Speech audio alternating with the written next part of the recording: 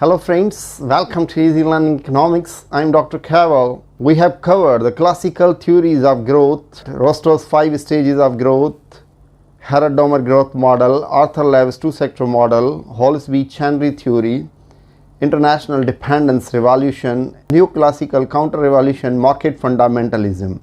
Each theory we have covered in a separate lecture. In this lecture, we are going to understand how Rostow's 5 stages of growth is different from Harood-Domar growth model, and how the Harood-Domar growth model is different from the structural chain theory of the Arthur Levy's 2-sector model and Hollis B.Chenery theory, and how the structural chain theories are different from International-Dependency revolution and Neoclassical counter-revolution market fundamentalism.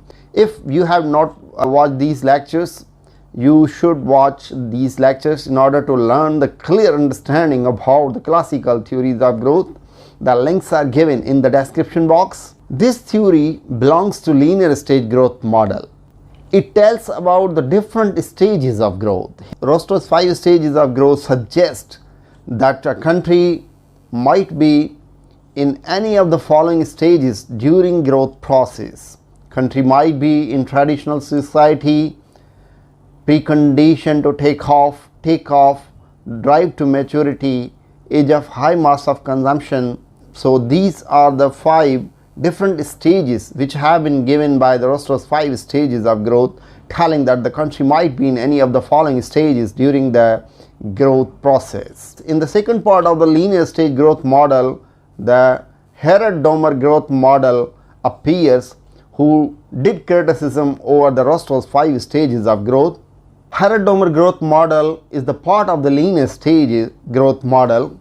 Harood-Domar was of opinion that the economic growth rate depends on 2 things: higher savings and lower capital output ratio. On that ground, he did criticism over the Rostow's 5 stages of growth by telling that a developing country can never go directly in the 3rd stage takeoff until and unless a country's saving rate to national income or GDP is between 15 to 20%. Therefore, a developing country should raise its saving rate to become developed one. It means the Harood-Domar growth model did criticism over the Rostow's 5 stages of growth on the 3rd stage, that a country can never be in a 3rd stage until and unless its saving rate to GDP is 15 to 20%. Later on, the structural chain theory of Arthur Levy's growth model appears. Arthur Levy's growth model is a labor surplus model. It tells a developing country can become developed one if surplus labor in the agriculture sector, whose marginal production is 0, is shifted to the manufacturing sector and they are paid the same high wages, and profit is reinvested for the growth. Then investment increases, production increases, unemployment reduces, and developing country is said to achieve the economic growth. It means that additional labor is working in the agriculture sector whose marginal production is 0 and production is unaffected. If they are leaving the agriculture sector and they migrate to the manufacturing sector and working there and getting the same wages in the manufacturing sector, then the unemployment will be reduced, and whatever the profits the manufacturing firms earns, if it is reinvested, then the investment will automatically increase and production ultimately will increase, and finally the unemployment will be reduced and the economy will achieve the path of the economic development. The second part of the structural change and pattern of development, Hollis B.Chenery did criticism over the theory propounded by the Harood-Domar growth model.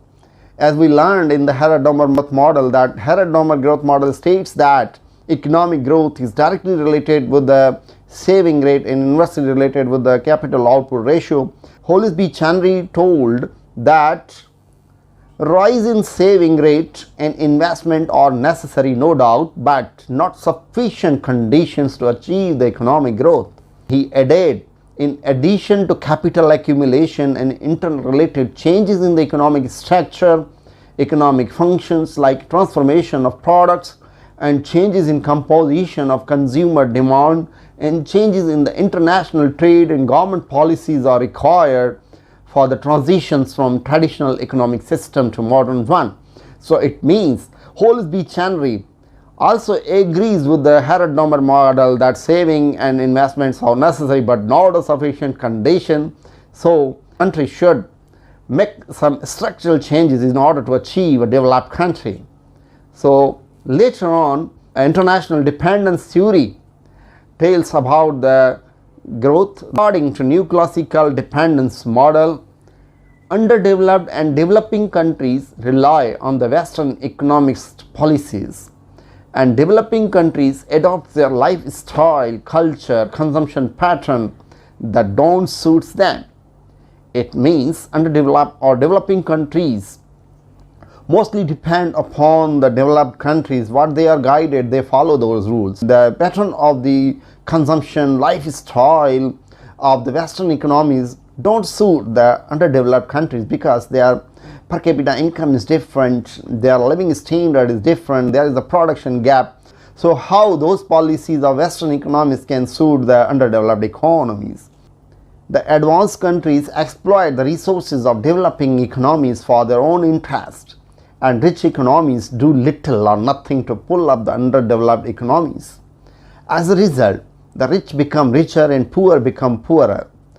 As a result, the income inequality increases, that creating a chain of dependency and make a country become underdeveloped. In the last, according to Neoclassical counter-revolution market fundamentalism, that poor resource allocation, incorrect pricing policies, and unjustified government intervention in the economic activities cause the underdevelopment. According to Neoclassical counter-revolution market fundamentalism, if demand and supply forces decide the production, price and rewards for the factor of production, if rent for the land and the wages for the labor and interest for the borrowed capital is determined on the basis of the demand and supply forces, privatization of the corporation is encouraged and economy is producing efficiently to the optimum level, and the government involves in the economic activities only when there is market disequilibrium and failure, and citizens don't use the political power and support to pursue their goals, and politicians don't misuse the powers and positions, and there is economic freedom and individual interest and everybody is working on the invisible hand, then the underdeveloped and developing countries can be a developed country. So it means Neoclassical counter-revolution market fundamentalism model tells a country can be transformed from traditional to modern one if price and the rewards for the factor of production, that the rent, wages, interest is decided as per the demand and supply forces, and the privatization of corporation is encouraged, and there is no market gap, and the economy is producing the potential level of the output. People residing in the economy are not getting the favor from the political persons to pursue their goals, and are not getting the illegal favors from the politicians, and politicians also are not utilizing their powers and are not providing the undue support to the citizens of that country, and everybody is free to do whatever he would like to do. So in this way, the underdeveloped country can be transformed from the subsistence stage to the developed one. And if you have liked it, I would like to suggest here that go through all the classical theories, whatever we discussed here. So you should go through the links given in the description box. Still, if you have any confusion or comments, let me know in the comment section. Thanks for watching.